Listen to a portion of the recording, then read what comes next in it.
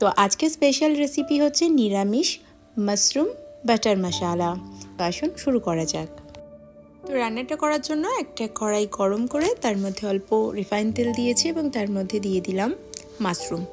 আমি এখানে 200 গ্রাম মাশরুমকে খুব ভালোভাবে ধুয়ে পরিষ্কার করে 2 টুকরো করে কেটে নিয়েছি। অল্প লবণ দিয়ে খুব ভালোভাবে একটু মিশিয়ে নিলাম। ফ্লেমটা মিডিয়ামে রেখে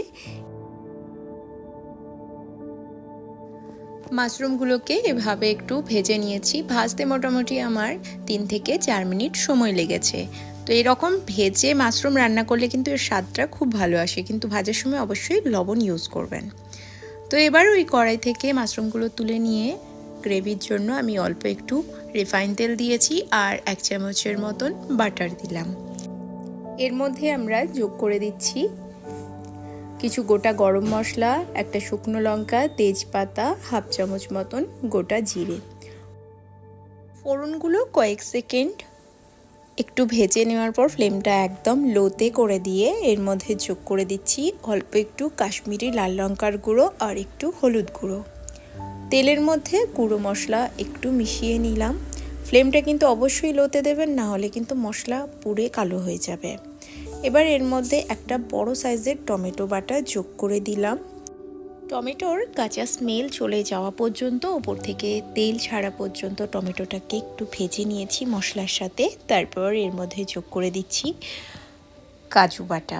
আমি এখানে 8-10টা কাজু আর 1 চামচের মতন টক দইকে একসাথে মিক্সিতে বেটে নিয়েছিলাম।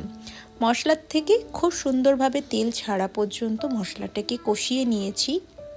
আর মশলা কিন্তু আমি সবটাই একদম লো মিডিয়ামে কষিয়েছি। টেস্ট ব্যালেন্সের জন্য অল্প একটু চিনি আর স্বাদের জন্য লবণ এবং ফ্লেভারের জন্য একটু কস্তুরি মেথি যোগ করে দিলাম।